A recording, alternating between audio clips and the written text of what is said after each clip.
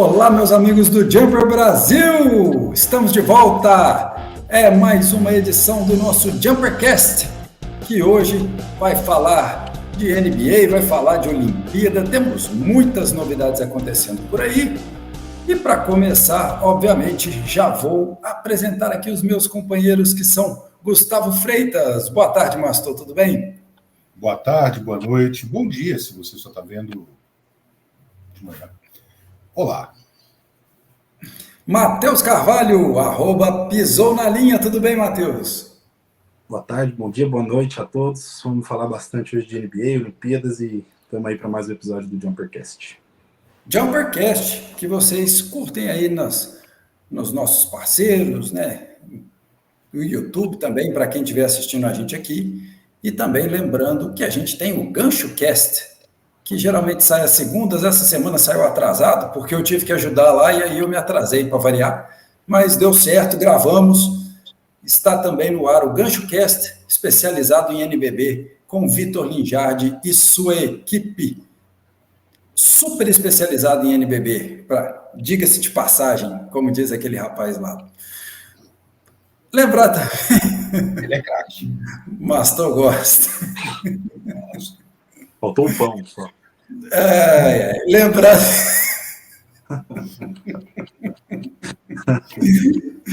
Lembrar da sportsbet.io, que é a nossa parceira aqui nas nossas redes sociais e também na transmissão do NBB. Tem jogo do NBB sempre ao vivo no canal do Jumper Brasil no YouTube, na sexta-feira agora, inclusive, tem também, para vocês acompanharem. Tudo oferecimento da sportsbet.io. Tudo bem, vamos começar com uma notícia ótima. Temos mais um brasileiro na NBA que a gente estava com a expectativa dele jogar e, para nossa alegria, já jogou. Jogou ontem, data dessa gravação aqui. Mastor, então vamos falar um pouco do Mãozinha no Memphis Grizzlies. Então, Vini, é um contrato de 10 dias. Não dá para mostrar muito em jogo, até porque, apesar de todo o elenco do Grizzlies estar machucado, né, muita gente machucada ali, ele vai ter pouco tempo para poder provar que tem condições de estar ali, mas nos treinos, naquele períodozinho em que ele estiver ali. É possível que ele ganhe um novo contrato de 10 dias. Tá? Pelo que eu li, existe um certo interesse justamente por conta desse pequeno espaço aí que ele já teve para treinar com o pessoal. É possível que ele já ganhe um segundo contrato de 10 dias. Ele veio do Capitanes do México, né? Fez 24 partidas por lá. Um ala muito, muito, muito raçudo, assim como foi seu pai, o Mãozão, o que é muito legal. Não tem o mão, tem o Mãozão e o Mãozinha, né? Mas seu pai era mais pivô, era mais parrudo, mais forte. Mas o Mãozinha, ele tem já... A primeira bola que ele tentou ontem no jogo contra o Warriors foi de 3. Então ele mostra algumas características diferentes, mas ele ainda é um cara que defende muito. É daqueles caras extremamente explosivos, tanto que ele participou do campeonato de enterradas da D-League neste ano. Então, assim, se você vê os highlights dele, até teve um cara que falou, um americano falou assim, ele lembra muito Larry Nance Jr. Lembra? Não só fisicamente, mas plasticamente, as jogadas dele nas enterradas e tal. Eu acho muito legal isso. É mais um brasileiro aí. E ainda teve confronto com o Gui Santos, né? Como o jogo teve aquela diferença muito grande no placar, houve tempo para que os dois pudessem se enfrentar e ainda tiveram aquela foto icônica, né, de troca de camisa, que lá foi muito bacana. Vou dar só mais um detalhe aqui também do Mãozinha, que antes de ir lá para a NBA, antes de chegar lá, ele aqui no Brasil participou da LDB, né? Ele foi eleito MVP na primeira LDB que participou, E o mais interessante é que o time dele não foi nada bem naquela competição, ou seja, ele jogava por Maringá, um time que nem conseguiu se classificar, e ainda assim ele teve o reconhecimento do MVP apenas pelo que ele fez na fase classificatória. Isso já mostra quão diferente era ele em relação ao restante da turma, e agora é o 20º brasileiro na NBA. Matheus, vamos lá, vamos contar mais um pouquinho aí, então, dessa história do Mãozinha e as suas impressões iniciais sobre ele na Liga. Eu acho que o Mastor fez um belo apanhado aí, eu diria, de opiniões. Não é difícil falar algo a mais. É realmente um jogador muito explosivo, é um ala que ainda tem algumas dificuldades, eu diria, ofensivas de aumentar o seu leque de jogo, né? O Mastor citou da bola de 3, ele teve 31,3%, volume baixo na D-League aí nos últimos jogos na campanha pelo Capitanes. É interessante, acho que ele vai ter esse ponto de treinar com os caras e tentar ganhar o espaço dele. É difícil mesmo, porque mesmo com os desfalques, o Grizzlies tem outros jovens que não têm minutos regularmente, que têm jogado, né? Então, assim, caras como o Jake LaRavia, que tem tido minutos, né? Você tem o destaque do Vince Williams Jr., que agora tá machucado também, mas foi um dos grandes achados de Memphis na posição. Santi Aldama, né, que ontem brigou com o Draymond Green. Então, você tem ali uma competitividade grande na posição, apesar de você ter ali desfalques em Memphis. Acho que é isso, acho que é aproveitar a oportunidade. Ele deve ganhar aí um segundo acordo de 10 dias, né? Memphis tem muitos jogos que estão indo para garbage time, então pode ser que ele tenha muitos minutos eventualmente nisso, e aí é mostrar esse tipo de coisa, mostrar o tipo de explosão que ele teve, corte para cesta, né?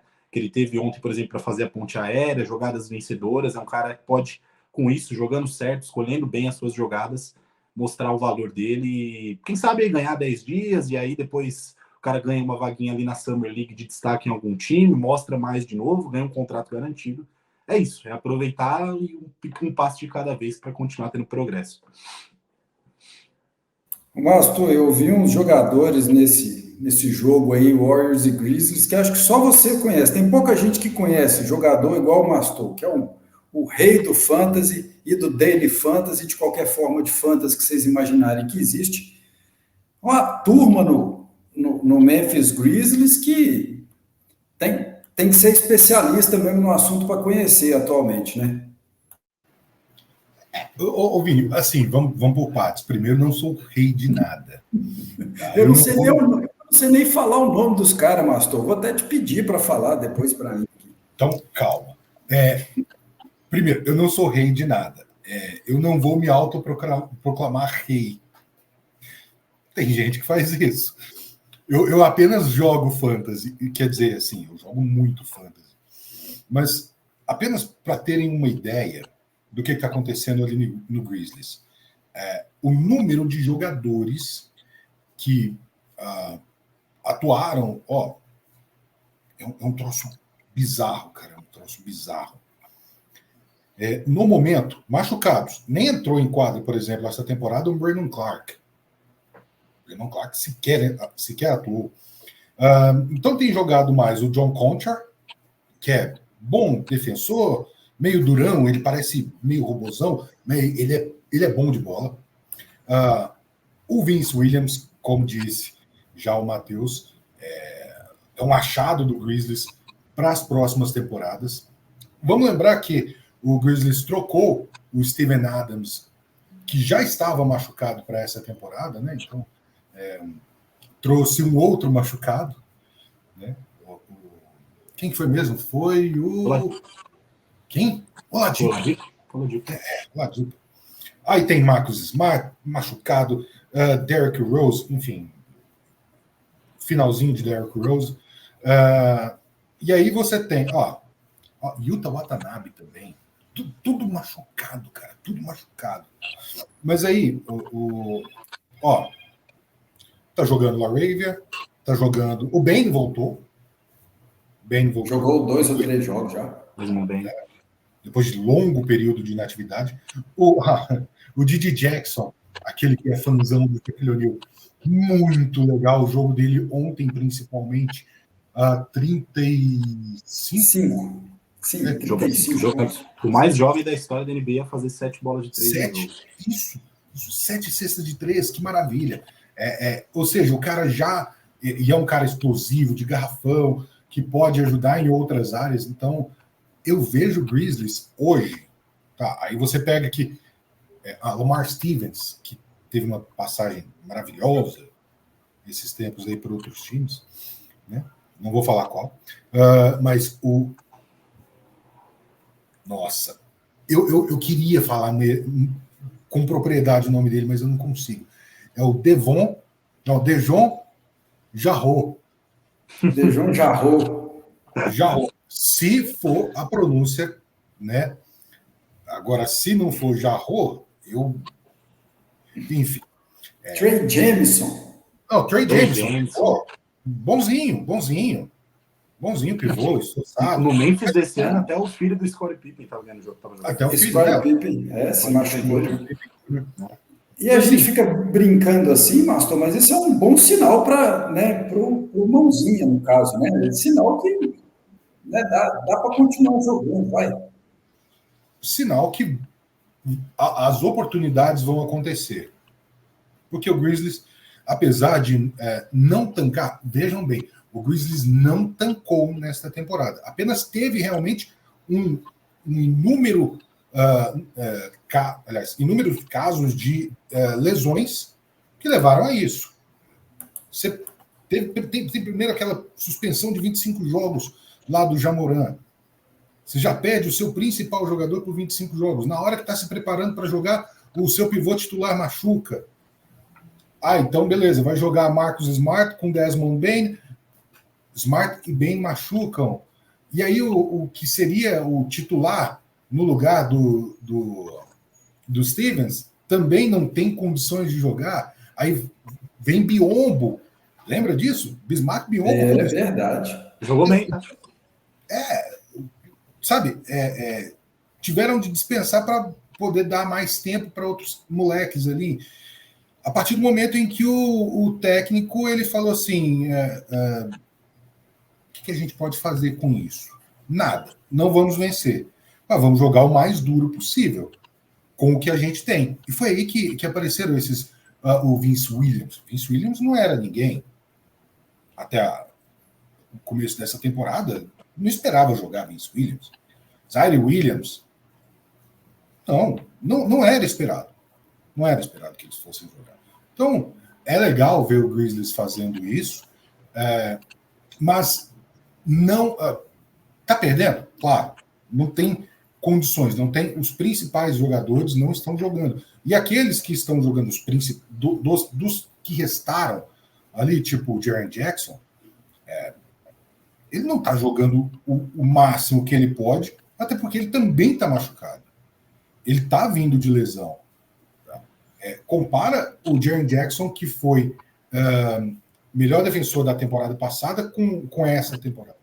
Não tem nada a ver. Não tem nada a ver.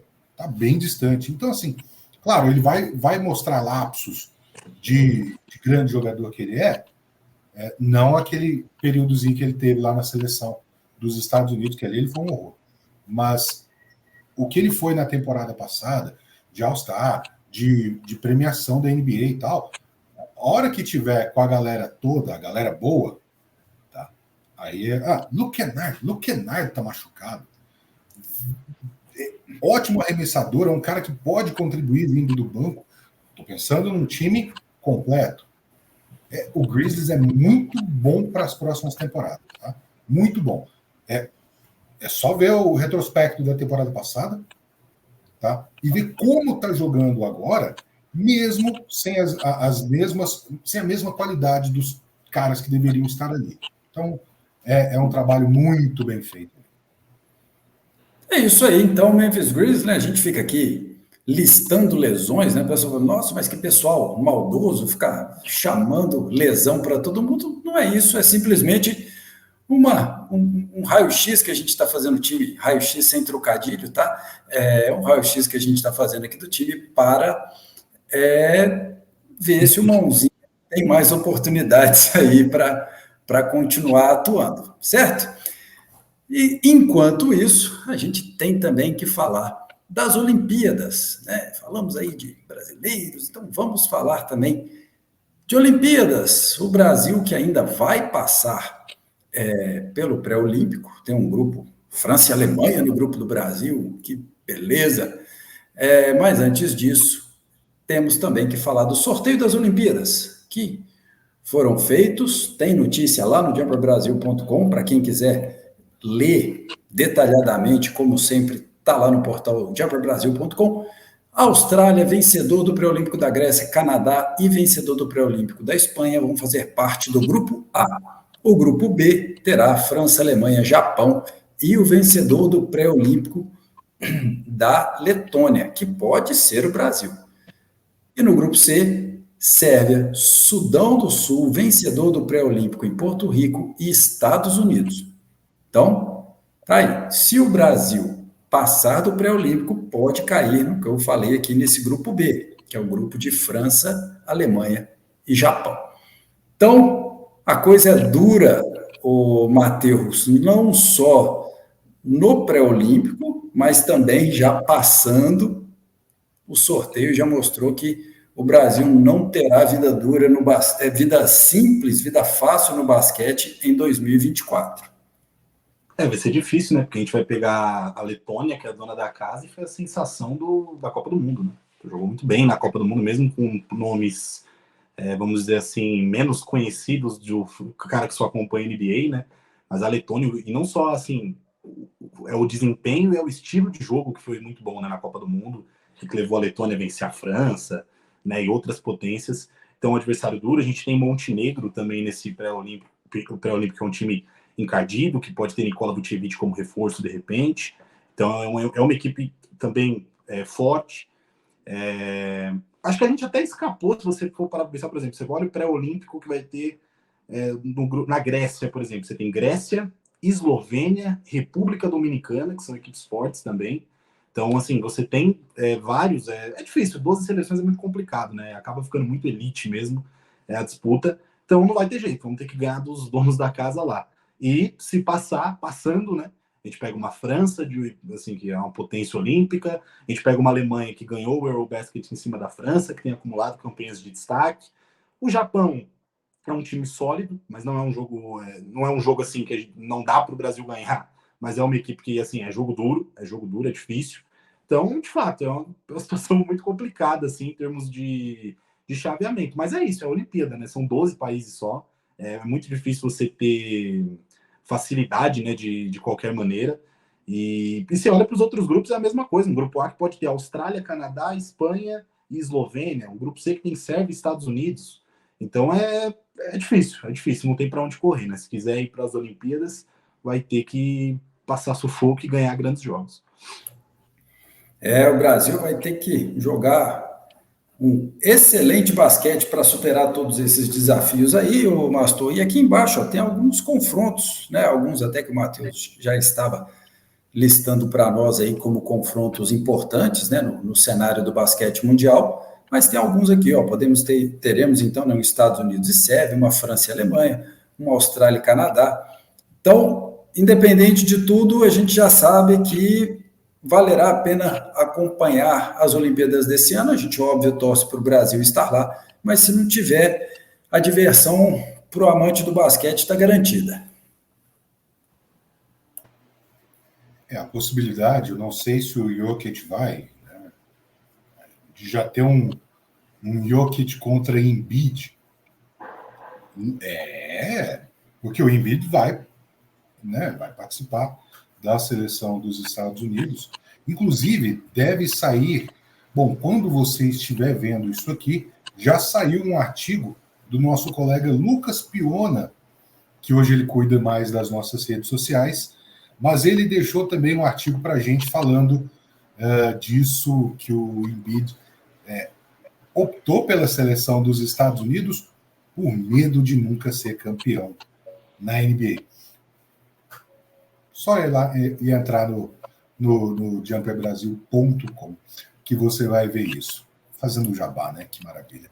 Hashtag polêmica. Hashtag polêmica. Eu nem acho que é tão polêmico assim, porque eu acho que é fato. Eu concordo muito com ele. Agora, Austrália e Canadá. Essa seleção da Austrália, ela se baseia muito em jogadores que estão partindo dessa para melhor, tá? Não tem mais. Ué, não, eu não estou falando... Calma. Eu estou falando de, por exemplo, o Joe Ingles. O Joe Ingles, no Mundial, ele foi um cara que só estava ali passando bola.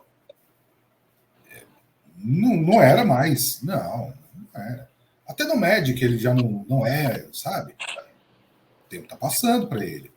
E aí você pega o Josh Giddey, aquele que, quando vai arremessar, o pessoal já vai para o rebote para iniciar um contra-ataque. Entendeu? Perry Mills. Ressurgiu o Perry Mills.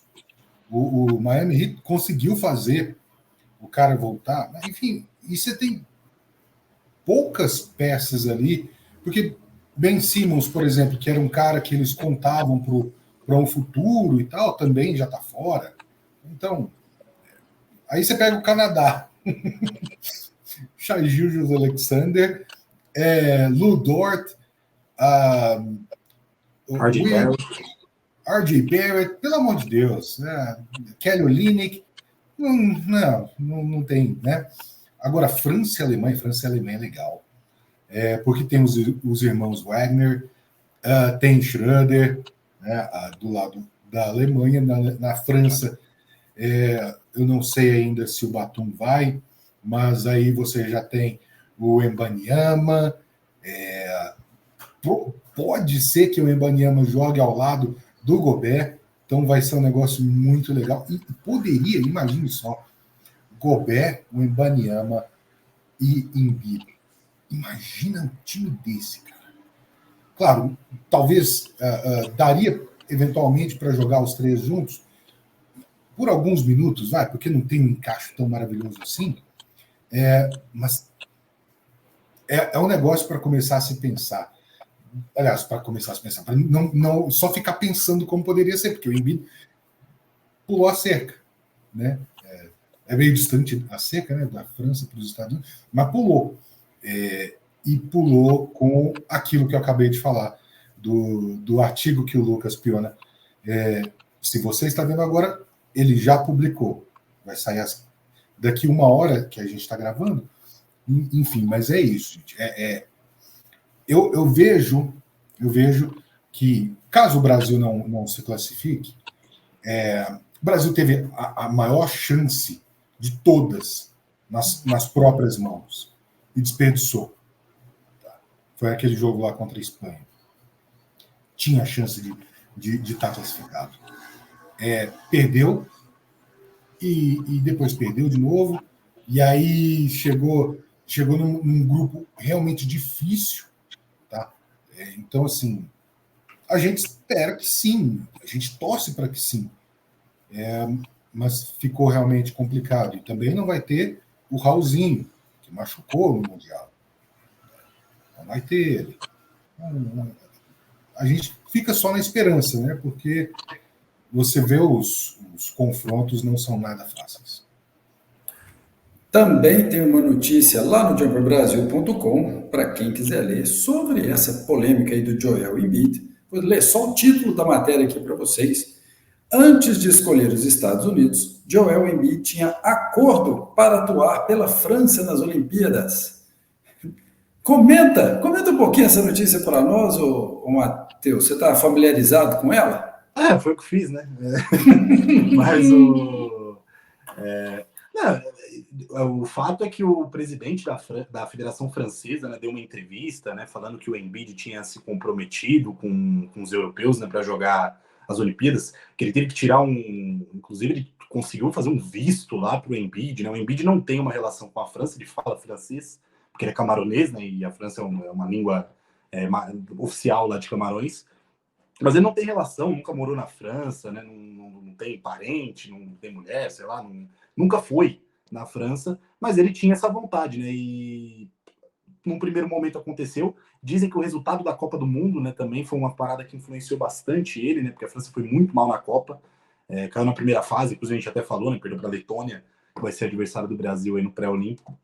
Então, muitas questões, e um ponto que o Mastou citou importante é que o técnico também da França deu uma entrevista e falando, né, que ele pretendia usar o Wembanyama de ala com o Embiid e Gobert, que no basquete FIBA, né, ou na NBA, isso é praticamente impossível, mas no basquete FIBA talvez seja, a depender do adversário, possa funcionar mais, principalmente pela versatilidade que o Wembanyama tem. Você tem o Embiid e o Gobert, que é um super jogador ofensivo, com um monstruoso defensor, que é basicamente o que o Minnesota Timberwolves faz hoje, né, com Anthony Towns e Gobert. Então também você tem o Gobert familiarizado com um sistema que talvez seja o menos flexível dos três. Então é complicado, né? Ele poderia também jogar por Camarões, problemas também em relação à federação de Camarões, né? Várias coisas que ele citou como um motivo para não ir. Camarões, inclusive, também está no pré-olímpico e no pré-olímpico do Brasil. Brasil e Camarões vão jogar. Poderíamos ter enfrentado o Embiid, caso ele fosse para a seleção africana. Então, complicado. É difícil, né? Mas eu acho que eu concordo com o Lucas também. O cara, a depender aí do momento, com lesões e afins, da NBA ficou difícil. E as Olimpíadas, principalmente na seleção americana, com a quantidade de astros que vai ter, é muito favorita para ganhar aí um caminho fácil, né? A medalha de ouro. Pode falar, Gustavo. Eu tenho um apelo. As namoradas e esposas de jogadores da NBA, vocês que são brasileiras, façam o trabalho direito, moças. Tragam esses caras para o Brasil. Miles McBride, ele precisa jogar pela seleção brasileira. O Embiid tinha que estar aqui. Cadê o Nick Nurse que não está treinando a seleção? Poxa, a culpa é de vocês. Brincadeira. Elas estão preferindo ficar por lá mesmo, ao invés de trazer eles para cá. É que a grana lá hoje está um pouquinho melhor para esses astros aí da NBA, mas o futuro a gente vai ver depois. Tá aí, turma. Então, as matérias, como eu acabei de citar, estão lá no jumperbrasil.com. Para você que quer saber mais detalhes, é só entrar lá e ficar sabendo de tudo. Vai ter Olimpíada e com certeza, mas com certeza mesmo, teremos cobertura aqui no nosso site e nas redes sociais também. Finalmente, eu preciso falar sobre o Los Angeles Lakers.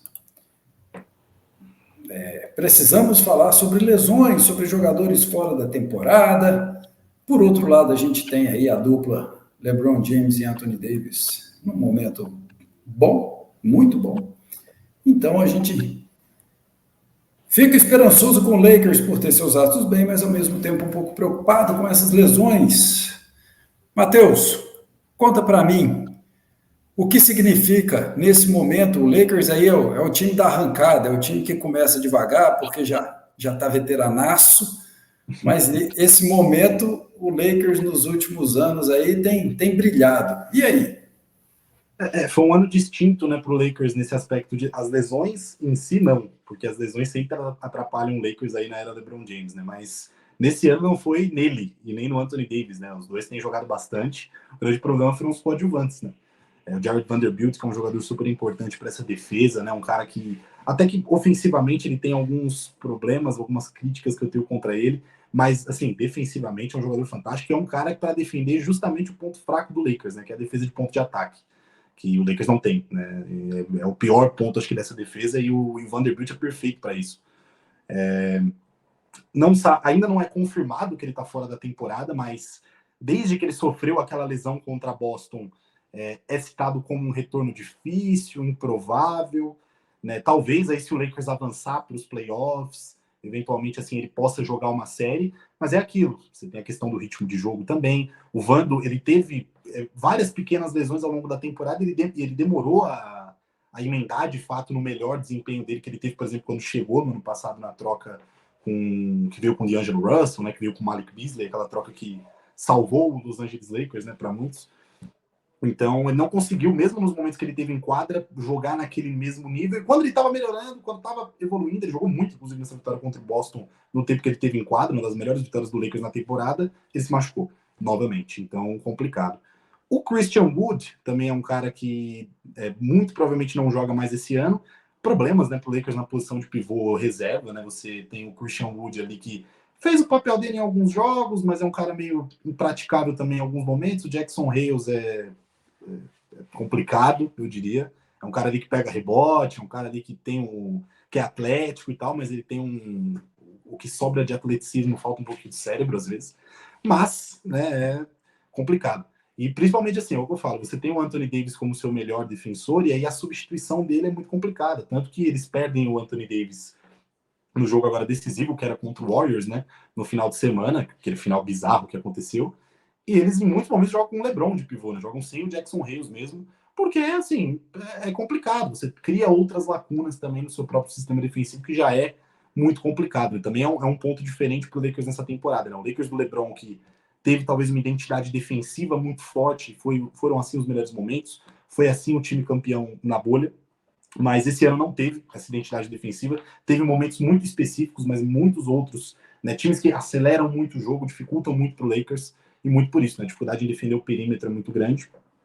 E fora isso, o Gabe Vincent, que talvez é a grande decepção, né? Muita gente imaginava que o Gabe Vincent, num primeiro momento, poderia até brigar para ser titular, né, do Lakers, considerando que o Gabe Vincent talvez é o melhor defensor do que o D'Angelo Russell, e considerando o momento que o D'Angelo Russell chegou na temporada, né? O D'Angelo Russell que vinha de uma série de playoff muito ruim contra a Denver, foi para o banco para o Dennis Schroeder. Inclusive teve uma baita polêmica entre os dois esses dias, né? Um falando mal do outro, uma farpa maravilhosa, né? Envolvendo Darvin Ham. O clima tá uma delícia lá em Los Angeles. Mas muita gente imaginava realmente que o Gabe Vincent, até pelo papel que ele teve nos últimos 2 playoffs em Miami, né? Muita gente fala do ano passado, mas o ano retrasado também o Kyle Lowry ele estava machucado. E o Gabe Vincent faz, né, um bom ano, faz boa série, joga muito contra a Philadelphia, joga bem contra a Boston, né? Não basta de Boston naquela temporada, mas ele faz 2 playoffs consecutivos muito bons. E no Lakers o cara simplesmente não jogou, né? Quando jogou estava muito mal, estava acertando ali menos de 20% do perímetro e lesões constantes. Ele talvez seja o cara que eu apostaria que volte até, o Gabe Vincent. Mas ficou fora a temporada toda, o ritmo de jogo, no momento que assim tá afunilando, e agora o jogo começa a ser mais físico, mais pegado. Então é difícil. O Lakers tem problemas. O quinteto principal ali, agora que se estabeleceu, com o D'Angelo Russell jogando muito bem, Austin Reeves, o Hashimura, LeBron e Anthony Davis, ok, tá saudável. Mas quando isso acontece, quando uma coisa dá certo, a outra dá errado.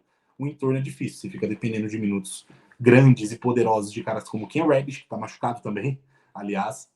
Você fica dependendo de um Max Christie, você fica dependendo do Spencer Dinwiddie para ser uma boa presença defensiva vindo do banco de reservas. Então é difícil. O Lakers tem problemas agora de profundidade, tem um técnico que tem sofrido muitas críticas, e eu que defendi bastante até o começo dessa temporada, tenho concordado com algumas delas agora. Então, difícil. É um time que tem ainda muito talento, é um time perigoso, claramente, mas em termos de profundidade, em termos se o plano não dá muito certo, é difícil você mudar alguma coisa de forma decisiva no Lakers hoje. Mas tu, antes de você passar para o seu comentário, me ajuda aqui, ajude a memória. Qual é o outro armador que o Lakers trouxe do Miami Heat recentemente, que também se machucou e já está até fora da liga? Isso tem 2 anos. Como é que era o nome dele? Não, Chris Dunn, não. É o Kendrick Nunn. O Chris Dunn está no Utah Jazz. É o Kendrick. Pois é, o Lakers está dando... Era o cara que ia mudar a temporada do Lakers do Westbrook. Começou mal, aí a Laker Nation ficou assim, quando o Kendrick não voltar, vocês vão ver o que vai acontecer. Então é a segunda vez que o Miami Heat está mandando gente podre para nós aí. Podre, bichado, vai, sei lá, como é que a gente fala. Ô, Vini, assim, o Gabe Vincent não é um mau jogador. Ele se jogar, não. Se jogar... Não, mas mesmo jogando esse ano, foram só 5 partidas. E você vê que uma lesão, ela tem influência no aproveitamento do cara. Olha o Tyrese Haliburton. O cara é um All-Star, titular de All-Star Game, teve 16,7% num período de 5 jogos. 16,7%. Tá? Se você puxar desde quando ele se machucou, que foi na coxa, né? Arremessando para menos de 30%, e você está falando de um dos... Ok, por mais que seu arremesso não seja ortodoxo, tal, não seja aquela coisinha bonitinha, é de 40% todas as temporadas. de repente você tem uma lesão. Então, isso aconteceu também com o Gabe Vincent. Não tem o equilíbrio para poder arremessar ele, e o Vincent tem uma lesão no joelho. Então, é uma situação bem delicada, e foi pensando já em não utilizá-lo que o Lakers trouxe o Dinwiddie. Eventualmente pode dar para jogar os dois, mas aí você vai ter que tirar o Russell. E o Russell é aquele complemento perfeito para o LeBron. Não o Russell em si, mas o estilo de jogo dele, que é o arremessador de bom percentual, é o cara que sabe passar a bola, que não comete turnovers, tá? E na defesa, que Deus ajude, né? Mais ou menos assim. Mas também não é tão horroroso. Tem coisa pior por aí. Até no time. Então, assim, se você olhar para o que o Lakers está fazendo hoje, era o que tinha que fazer. Não tinha como, vou fazer trocas. Não, trocar o quê? As trocas que tinha que fazer, já fez. Deu azar, Vanderbilt, Christian Wood também, problema no joelho. Wood não é tão bom defensor. Não, mas é um cara que eventualmente ele vai lá e mete suas bolinhas e ajuda, dá um descanso pro Anthony Davis fazer não ter que usar o Jackson Hayes, ou o LeBron ter que jogar de pivô. O Vanderbilt, que eventualmente tem alguns minutinhos ali de pivô, não é alto para isso, mas é forte para isso. Entendeu? Tem um atleticismo muito bacana. O cara é... Eu gosto do Vando, viu? Eu gosto do Vando. Eu acho que a torcida do Lakers também gosta e tem que gostar. E tem que gostar. Porque é um cara que marca 3 posições, 4 às vezes, tá? E assim, as chances do Lakers no momento dependem dos playoffs. Vai primeiro pro play-in, não vai ter vida fácil. Mas vai chegar no play-in, é pelo menos o que eles estão acreditando. Poxa, na temporada passada a gente também não tinha um time tão forte assim. Pararam na final do Oeste. Esse ano, o time é basicamente o mesmo do ano passado, com adições aqui e ali e tal. Foi campeão da Copa. Então eles acreditam nas chances deles em jogos decisivos. E é uma frase sua, Vini. Nos playoffs, a rotação é curta e só jogam 5, cara. Só jogam 5, só estão 5 em quadra. É quase que um Tom Thibodeau ali para gerenciar o time, né? O cara dá muitos minutos para os titulares e os reservas com o que sobrar. Mas é o que vai acontecer agora. Se o Lakers não tem profundidade para a fase de play-in e eventualmente playoffs, é o que tem para hoje. E vai com isso. Se tem medo, vai com medo mesmo. Certamente. A frase é minha, mas podia ser dele, né? Tinha que ser do Tom Thibodeau essa frase, que só jogam 5, porque com ele é quase que literalmente só jogam 5. Vai, Matheus. Não, o Mastor falou um ponto que o Lakers acredita na sua capacidade de competir em jogos grandes, e é o que a temporada diz, aliás, né? O Lakers tem um aproveitamento positivo contra times que têm mais de 50%. Grande problema, inclusive poderia ter mais, né? O grande problema do Lakers são 2 times, é o Denver Nuggets e o Sacramento Kings. Então são times que realmente o Lakers não consegue. O Kings é o time perfeito para atacar o Lakers em termos de ponto de ataque, né? O De'Aaron Fox sempre faz a festa, e ainda tem aquele dado maravilhoso do Domantas Sabonis sobre o Anthony Davis, né? De que nunca perdeu para o Anthony Davis na carreira, bizarro isso. E o Denver, a gente viu no ano passado nos playoffs, e toda vez que eles se encontram a gente vê a mesma coisa. O Lakers vai lá, deixa o jogo duro, e no final a execução do Nuggets só apenas mata o Lakers, né? A execução de finais de jogos é uma diferença gritante. E aí a gente fala do técnico, né? Michael Malone, para mim, é um cara muito subestimado hoje na NBA. Mas é isso, acho que eu ia fazer uma outra observação maravilhosa, perdi completamente o meu ponto agora. Mas fico dado aí para vocês. Enquanto você tenta se lembrar, eu também quero destacar uma coisa importante que eu acho que o Mastor falou.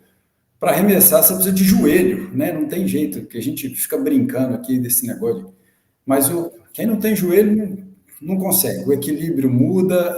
O Tyrese Haliburton também, que o Mastor mencionou, está tendo dificuldades. Por quê? Porque o pessoal já entendeu como marcar o movimento dele, o arremesso dele, E aí agora, obrigando ele a mudar, e com dificuldade física, o aproveitamento está caindo, e cai mesmo, cai, né? E joelho, como é o caso que ele falou do Gabe Vincent, é importantíssimo. Se você não tem, seu arremesso fica totalmente comprometido, a mecânica muda e, obviamente, o aproveitamento cai.